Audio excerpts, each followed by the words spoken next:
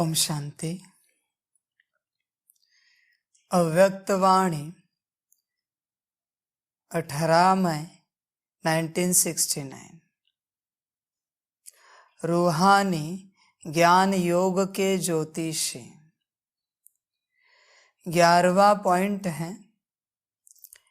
इसलिए यह भी बहुत बड़ी संभाल रखनी है। कोई में अशुद्ध आत्मा की प्रवेशता होती है तो उनको भगाने लिए एक तो धूप जलाते हैं और आग में चीज को तपाकर लगाते हैं और लाल मिर्ची भी खिलाते हैं। तो आप सभी को फिर योग की अग्नि से काम लेना है।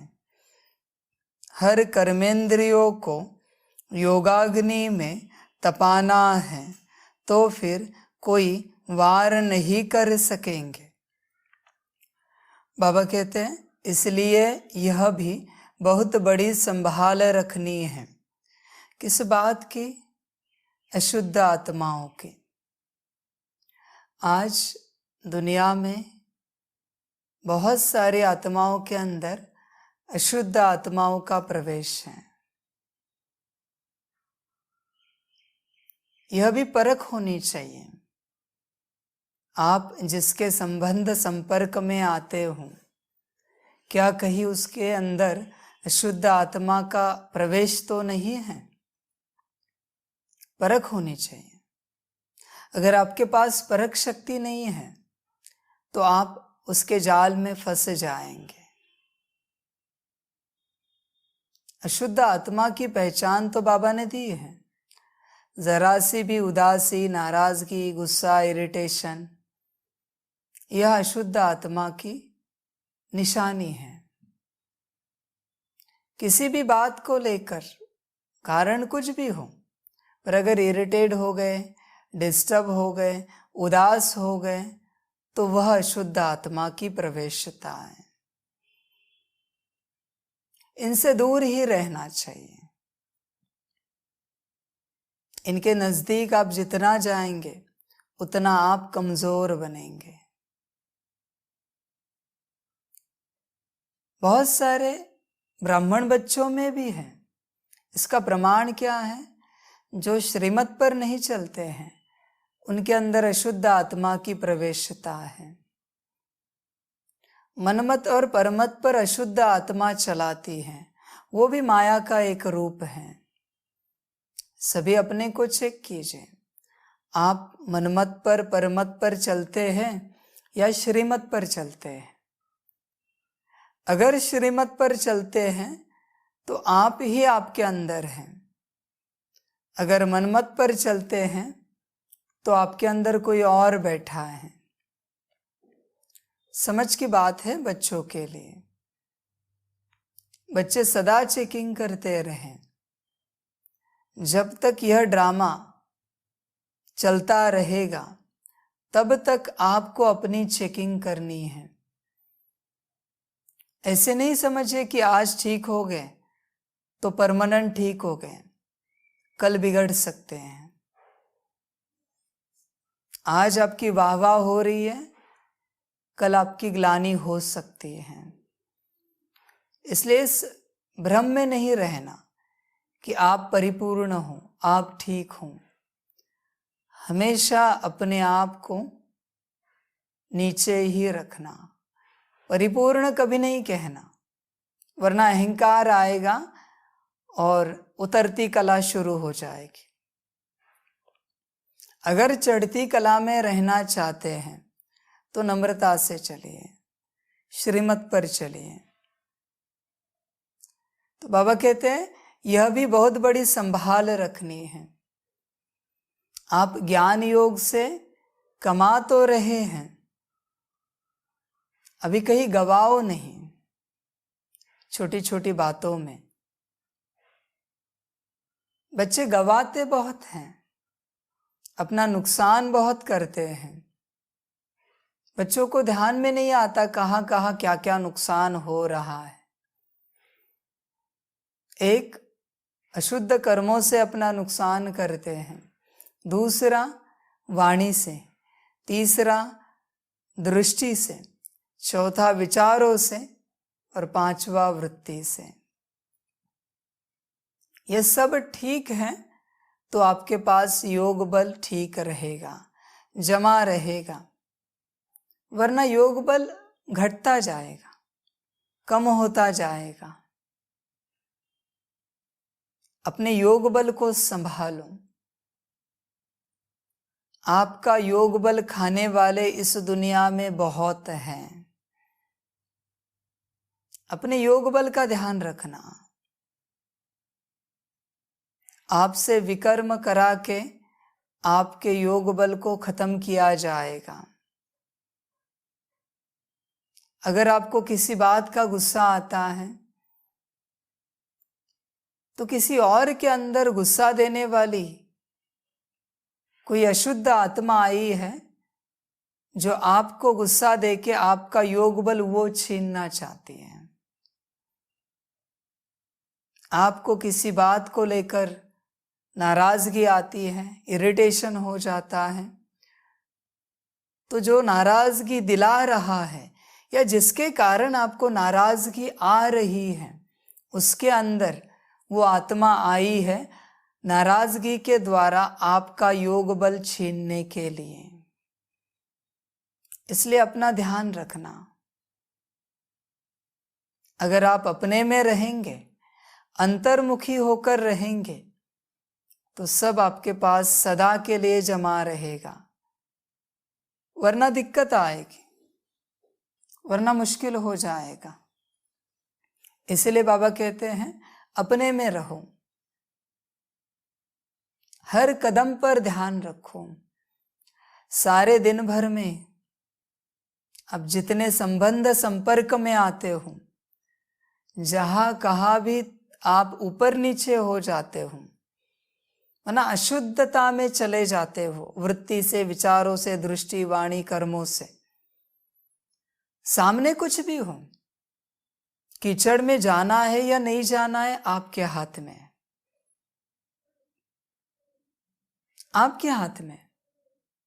जब तक आप वृत्ति से, विचारों से स्वीकार नहीं करते, तब तक आपको कोई कीचड़ में खींच नहीं सकता, और खींचे तो भी कीचड़ आपको लग नहीं सकता। वरना सामने कुछ भी हो जाए, गुस्सा होना, उदास होना, इरिटेट होना, ये सब आपके हाथ में, चॉइस आपको है। किसी भी बात के ऊपर रिएक्शन क्या दिखानी है, यह चॉइस आपको है। अभी अपनी संभाल कीजिए। यह संगम युग मिला है जमा करने के लिए, हर एक सेकंड को सफल करने के लिए। आप खर्च करने के पीछे मत भागो। आप नहीं जानते सारे दिन भर में कितना खर्च होता है आपका। सारे दिन भर में अगर आपके प्रति कोई अशुद्ध सोच रहा है, दोष आपका है, तो आपका योग बल खर्च हो रहा है। अभी तो संसार से मन निकालो, अपने योग बल को जमा करो। अंत समय में जब हिसाब किताब होगा, बाबा दिखाएगा, देखो यहाँ तुम्हारा इतना खर्च हुआ, तुमने इतना जमा किया था, अभी तुम्हारे पास बैलेंस कुछ नहीं है, मैं कोई भी तुम्हें पद पोजीशन नहीं दे सकता, उल्टा तुम लोन में हो, कर्जे में हो, इसलिए तुम्हें धर्मराज से सजा खानी पड़ेगी। तो ऐसे लगेगा जीवन के इतने साल बाबा को दिए, ज्ञान योग में लगाए, क्या पाया। इसलिए जमा करते चलो, जमा का खाता बढ़ाओ, अपना ध्यान रखो। कोई में अशुद्ध आत्मा की प्रवेशता होती है तो उनको भगाने लिए एक तो धूप जलाते हैं और आग में चीज को तपाकर लगाते हैं और लाल मिर्ची भी खिलाते हैं। बाबा कहते हैं दुनियावी रूप से किसी के अंदर अशुद्ध आत्मा की प्रवेशता होती है तो धूप जलाते हैं, आग में किसी चीज को तपाकर उनको लगाते हैं, या फिर लाल मिर्ची खिलाते हैं जिससे वो आत्मा भाग जाए, उसे मुक्ति मिले। ये हुई बाहरी बात। अभी बात है अंदरूनी।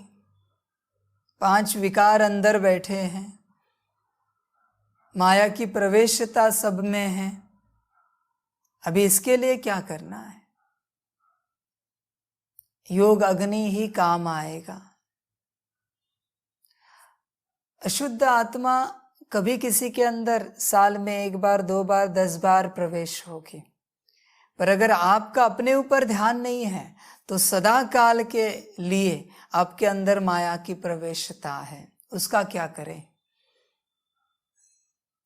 जो दिखता है उसके लिए आप इलाज करते हो, पर जो नहीं दिखता उसके लिए इलाज कौन करेगा?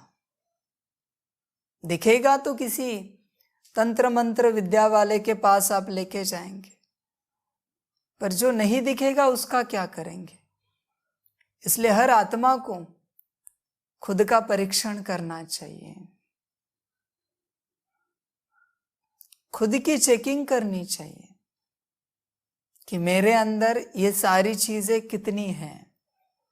है सभी के अंदर, प्रमाण अलग अलग हैं। जैसे बच्चे भी है नंबरवार पुरुषार्थ अनुसार, उसी प्रकार इन अशुद्धता का प्रमाण अलग अलग है, लेकिन है सभी के अंदर। जिस दिन ये खत्म हो जाएगा उस दिन आप वतन में चले जाएंगे। तो बाबा कहते हैं तो आप सभी को फिर योग की अग्नि से काम लेना है। योग की अग्नि को बढ़ाओ, अग्नि प्रज्वलित करो, उसमें घृत डालते रहो। अग्नि बुझे नहीं। बहुत बार अग्नि बुझ जाती है। अगर अग्नि बुझ गई तो आप परेशान हो जाएंगे। इसलिए योग की अग्नि बहुत तेजी से जलती रहे, उसका तेज बढ़ता रहे। देखिए, सारे दिन भर में आप अच्छे कर्म करते हो, अच्छी बात है, लेकिन अगर योग नहीं करते हो तो बहुत बुरी बात है। एक दिन चला गया आपका। हर कर्म में आप योग कर सकते हो, बाबा के साथ कंबाइंड रूप में रह सकते हो, पर आप नहीं रहना चाहते, आपका मन नहीं है, क्योंकि आपका मन माया के पास है। कोई भी कर्म करो आप, आपके हाथ पैर चलते रहेंगे, आंखें देखती रहेंगी, कान सुनते रहेंगे, मुख बोलता रहेगा, लेकिन आपका मन और बुद्धि कहीं और रहेगी। अभी जो कहीं और है उसको बाबा के साथ लगाओ। अब चाहो ना चाहो, आपकी मन बुद्धि सारे दिन भर में कहीं और होती ही होती है। अब कुछ भी कर्म करो बाहरी रूप से, आपकी मन बुद्धि वहां नहीं होती कभी, मुश्किल किसी की होती है। अभी आपकी मन बुद्धि अगर कहीं और है तो बस उसको उठा के बाबा में लगाना है, और तो कोई बात है नहीं। बच्चे क्यों नहीं कर पाते? क्योंकि बच्चों को करना ही नहीं है। उन्हें इस दुनिया में बहुत आनंद आ रहा है। माया जहां मन बुद्धि को लेके जा रही है वहां बड़ा परमानंद मिल रहा है, इसलिए बाबा में नहीं लगा पाते। जिनकी मन बुद्धि बाबा में लगी है वो उनके कर्मों से, वाणी से दिखता है।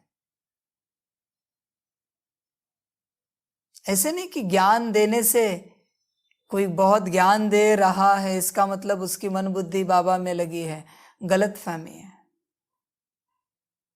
हर किसी के द्वारा ज्ञान देने वाला बाबा ही बैठा है।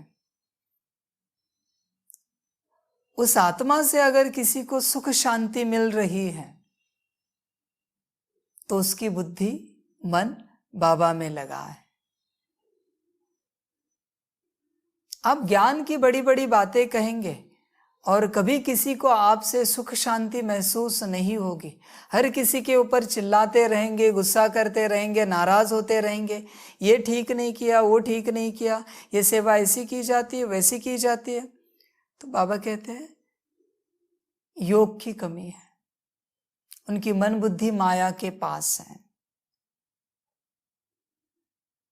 बस कुछ अच्छे कर्म होंगे इसलिए बाबा ने पकड़ा है, सेवा के लिए निमित्त बनाया है और उनके द्वारा बाबा ज्ञान दे रहा है, उनको इंस्ट्रूमेंट बना के। कोई पुण्य कर्म होंगे भक्ति के, इसलिए उनको इंस्ट्रूमेंट बनाया है, जैसे ब्रह्मा बाबा को बनाया, मम्मा को बनाया। ज्ञान देने से कोई योगी नहीं बनता, योग करने से ही योगी बनते हैं। इसलिए जीवन में योग बहुत आवश्यक है। एक बार ज्ञान देने वाले की बुद्धि भटक सकती है, पर योग करने वाले की बुद्धि नहीं भटक सकती।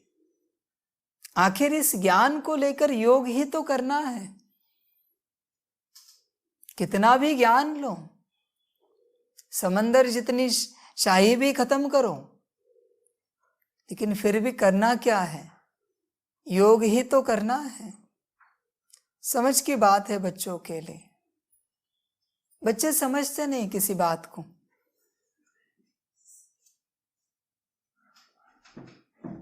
बहुत सारे बच्चे बस ज्ञान के पीछे लगते हैं। अभी जो ज्ञान ले रहे हो उसको जीवन में धारण करो। तो धारण करने के बाद उस ज्ञान से रिलेटेड जो ज्ञान आपको मिलना है वो मिलता जाएगा। पर आप क्या करते हो? बस ज्ञान सुनते रहते हो।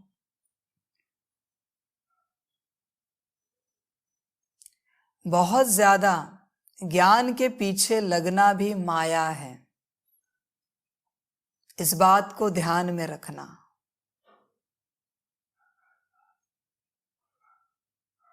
अगर ज्ञान लेके योग कर रहे हो तो सही बात है, आप सही रास्ते से जा रहे हो।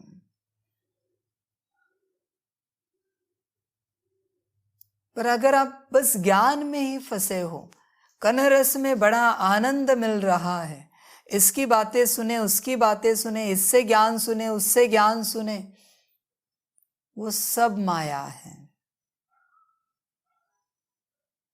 ज्ञान में कभी आपको नींद नहीं आएगी, मुश्किल आएगी। अगर आपकी कैपेसिटी बहुत कम है ना, तो जरूर आएगी आत्मा की। लेकिन योग में निश्चित रूप से आएगी। माया योग लगाने नहीं देती, माया योग करने नहीं देती। इसलिए आपका 100% अटेंशन योग पर होना चाहिए और 50, 60, 70% ज्ञान पर होना चाहिए। जो ज्ञान देना है बाबा ने दे दिया, अपने को आत्मा समझो और मुझे याद करो, ज्ञान खत्म हो गया। बाकी ये ज्ञान लेने के बाद, अपने को आत्मा समझकर बाबा को याद करने के बाद, उससे आपको जो जरूरत है वो समय प्रति समय ज्ञान मिलता जाएगा।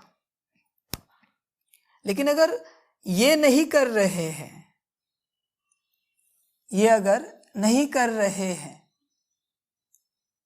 और बस ज्ञान लेते जा रहे हैं, तो बाबा कहते हैं मतलब क्या है? मुख्य बात छोड़ी और बाकी सबके पीछे लगे। समझ है सभी के लिए। आखिर इतना सारा ज्ञान सुनकर, इतने वर्षों की अव्यक्त वाणियां पढ़कर, सुनकर, साकार वाणियां पढ़कर, सुनकर, करना क्या है? अपने में आना है, आत्मा समझना है और आत्मा समझ के बाबा को याद करना है। यही मुख्य बात नहीं की तो इतना ज्ञान पढ़कर सुनकर क्या मिला? क्या मिला? इसलिए बच्चों का अटेंशन योग पर होना चाहिए, जो बहुत कम है। तो आप सभी को फिर योग की अग्नि से काम लेना है। हर कर्मेंद्रियों को योगाग्नि में तपाना है, तो फिर कोई वार नहीं कर सकेंगे। बाबा कहते हैं अपनी हर कर्मेंद्रियों को योगाग्नि में तपाओ। आंखों को योगाग्नि में तपाओ, कान को योगाग्नि में तपाओ, मुख को योगाग्नि में तपाओ, हाथ पैर पूरे शरीर को योग अग्नि में तपाओ। फिर मन बुद्धि संस्कार गुण शक्तियां, उनको भी योग अग्नि में तपाओ। तब ही शुद्ध हो जाएंगे। फिर बाबा कहते कोई वार नहीं कर सकेंगे। वार कहाँ होता है? जहां कमजोर है। अगर आपकी आंखें कमजोर है तो माया आंखों पर वार करेगी। अगर आपके कान कमजोर है तो माया कान पर वार करेगी। आपके सामने वही दृश्य आएंगे जिस प्रकार से आपकी आंखें हैं। आपको वही बातें मिलेगी सुनने के लिए जिस प्रकार से आपके कान हैं। समझ की बात है। आप वही बातें मुख से बोलेंगे जिस प्रकार से आपके मुख की एनर्जी है। समझ है बच्चों के लिए। आपके हाथ से पैर से वही कर्म होंगे जिस प्रकार से उसकी एनर्जी है। किसी को लगता है मेरी आंखों से गलत कर्म होते हैं, तो आंखों की एनर्जी अलग है, फ्रीक्वेंसी अलग है।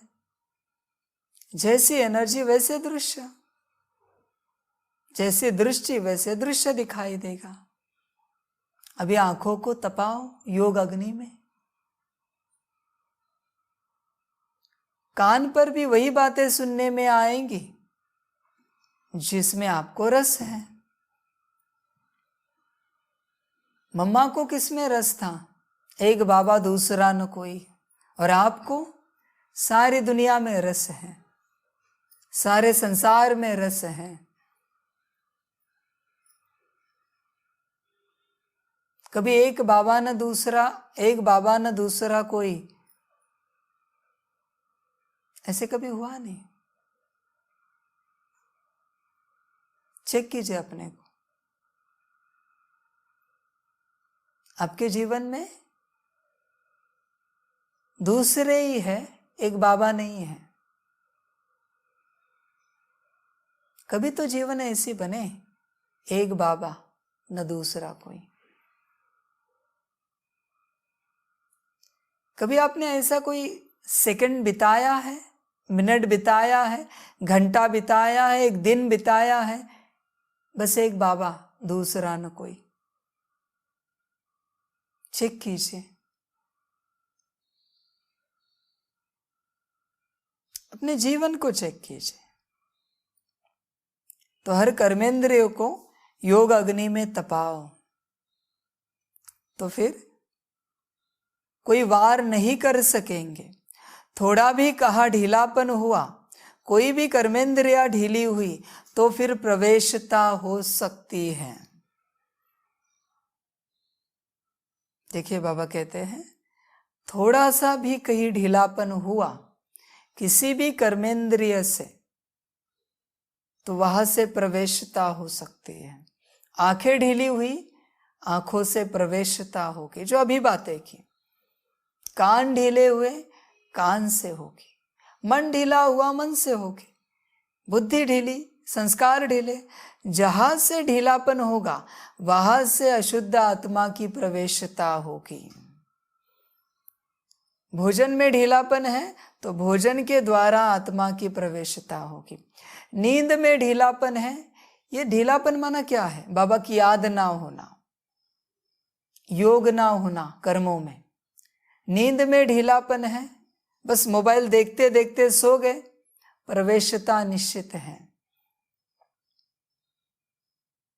जहां कहा आपका मन, आपकी बुद्धि, आपके संस्कार जा रहे, आपका शरीर जा रहा है इस संसार में, वहां से प्रवेशता होगी। इसलिए कर्मेंद्रियों को तपाओ, चेक करो। आंखें अभी भी संसार में व्यस्त हैं तो आंखों में ढीलापन है। कान को अभी भी संसार की बातें सुनने में अच्छा लगता है तो कान में ढीलापन है। मन बड़ा चंचल होता है, किसी की बात को सुनकर, किसी सीन को देखकर मन में बड़ा ढीलापन है। जिसमें ढीलापन है उसको योग अग्नि में तपाओ। ऐसे सेकंड की बात नहीं है, घंटों घंटे तक तपाओ, उसी को तपाओ घंटों तक कि अंदर से सारा कचरा निकल जाए। किचड़ा बहुत है, समझ है बच्चों के लिए। तो बाबा कहते हैं थोड़ा भी कहा ढीलापन हुआ, कोई भी कर्मेंद्रिया ढीली हुई तो फिर प्रवेशता हो सकती है। वह अशुद्ध आत्माएं भी बड़ी पावरफुल होती हैं, वह माया की पावर भी कम नहीं होती। यह बहुत ध्यान रखना है। बाबा कहते हैं उनकी शक्ति कभी कम नहीं होती, माया की शक्ति है उनके पास, बहुत पावरफुल होती है वह अशुद्ध आत्माएं। और जहां से आप कमजोर हो वहां से वो प्रवेश करेंगे। ध्यान रखना इस बात को। जिस बात में आप कमजोर हो, कोई सोने में कमजोर है वहां से आएगा, कोई पहनने माना उसको ऐसे ही कपड़े चाहिए वैसे ही कपड़े चाहिए, वहां से आएगी अशुद्ध आत्मा। कोई खाने में कमजोर है, खाने के द्वारा आएगी।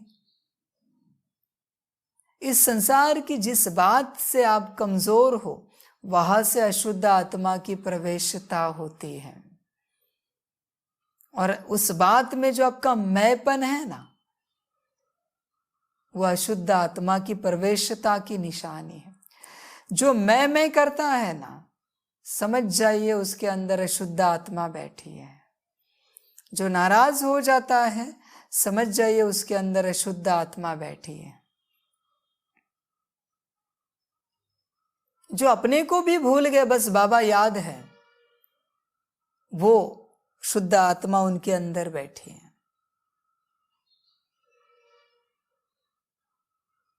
अपने को चेक करना, कहीं आपके अंदर तो अशुद्ध आत्माएं नहीं है। और चलो नहीं है, अच्छी बात है, कई दिन भर में आना जाना तो नहीं करती है ना, चेक करना। किसी कार्य में आती है, आपके अंदर प्रवेश होती है और चली जाती है, ऐसे तो नहीं होता ना। इसलिए योग अग्नि में अपने को तपाओ। हर जगह पर यह आत्माएं हैं। माया सर्वव्यापी है और यह आत्माएं भी हर जगह पर प्रेजेंट हैं। जहां कमजोरी मिली प्रवेश कर लिया,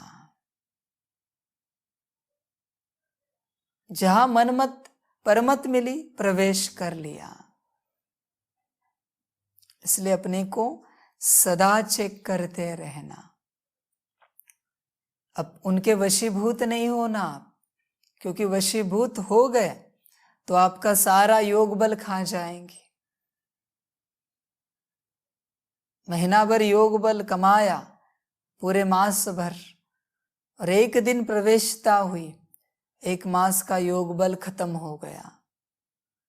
इसलिए प्रवेशता नहीं होने देना। अपने को सदा खुशी में रखना, सदा बाबा की याद में रखना, कंबाइंड स्वरूप में रहना। जरा कंबाइंड स्वरूप को हटाया, प्रवेशता हो गई। बहुत ध्यान रखना है। सभी बच्चे ध्यान रखें। बाबा कहता है यह बहुत ध्यान रखना है, क्योंकि आप इतनी मेहनत कर रहे हो, योग बल जमा कर रहे हो, अमृत वेले उठकर सुबह मुरली पढ़कर सारे दिन भर में रात को नींद कम करते हो, लेकिन योग बल जमा करते हो, इतनी मेहनत कर रहे हो, अभी जो मेहनत है उसका फल मिले, आपकी मेहनत कोई और ना खा के जाए। ध्यान रखना, अपने योग बल का ध्यान रखना और सदा योग में रहना। जब जब बच्चे योग में नहीं होते, अशुद्ध आत्मा पकड़ लेती है, वो ध्यान रखती है कि कब यह योग से बाहर निकले, बॉडी कॉन्शियसनेस में आ जाए और हम इन्हें पकड़े। जितने देह अभिमान में हैं उन सभी में वो बैठे हैं, सभी को पकड़ के रखा है, इसलिए ध्यान रखिए अपना। अच्छा, ओम शांति।